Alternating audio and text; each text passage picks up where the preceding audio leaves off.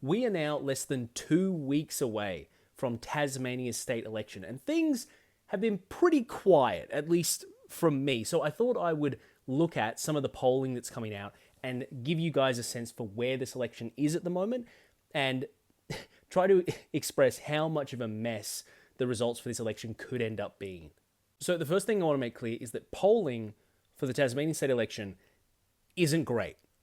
Big polling companies don't tend to care too much about it, and it's really hard to get a sense for where things are going with the proportional Hare-Clark system of the state. So take what I'm about to say with not just a grain, but a lot of salt. So first things first, we've only really had two big polls conducted in this campaign. One conducted by YouGov, and one conducted by Demos AU, DEMOSAU. I'm just going to call it the demo poll. So we have the YouGov poll and the demo poll. And they both have very different results that point to very different possible outcomes. But that's not necessarily a bad thing. I mean, two completely different polling results, but they could both be accurate, but at opposite ends of the margin of error. So the YouGov poll came out and it is looking really good for the Labor Party. And the demo poll is looking pretty solid for the Liberals. It implies they'll probably go backwards a little bit, but still is pointing towards the Liberal Party forming the next government of Tasmania. But really quickly, I just want to mention, with the demo poll, I was actually watching a video on this poll from another creator on the platform. I believe his name is Anglo Election Insights, who was talking about there is some reporting that it's not entirely clear who funded or who requested the demo poll, the more pro-liberal one. So there could be some questions there, but I don't have enough to go off to definitively say that it is a corrupt or wrong poll. So for the sake of this video, I'm going to assume that it is legitimate. Anyway, back to these polls. One of the best things about them is that they both conducted seat-by-seat polling. So it's not just about looking at the broad popular support for all the parties at a state level, but also in the actual electorate. So we kind of can get a sense for what the parliament might look like after this election. So I took the seat-by-seat results for both of these polls, averaged them out, and we get this wonderful chart here showing you, at least according to these two polls, the only two reliable ones of the campaign, what the election is actually going to look like. So a couple things of note here comparing this to the previous election results in 2024. That is that the Liberals have gone back slightly, as have the Greens. Labor seems steady, if not slightly ahead of their previous result. And the independent vote is through the roof. Now, that's for a couple reasons, and I think the biggest and most important one is that the Jackie Lambie network is gone.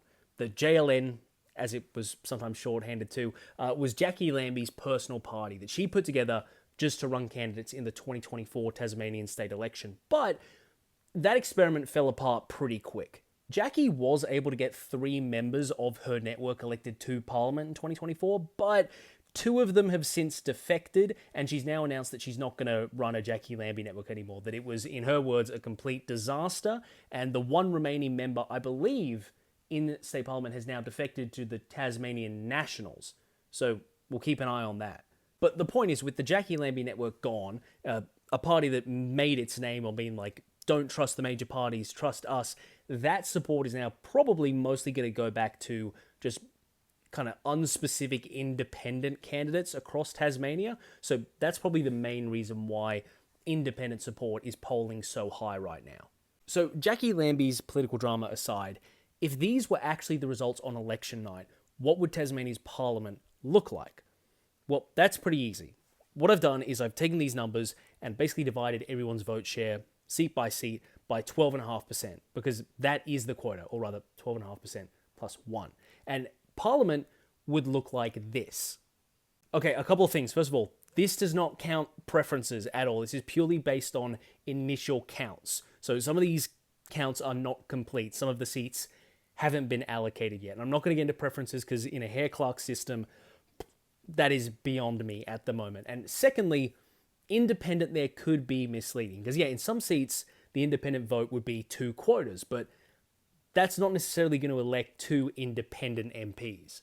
Look at Clark, for example, where independent candidates collectively are polling at almost 30% above either of the major parties. And That's misleading because that could be people supporting 2 independent candidates, or that could be a whole like range of people supporting like 7 different candidates, and there is no guarantee that those politics line up or that preferences are going to flow from one independent to another.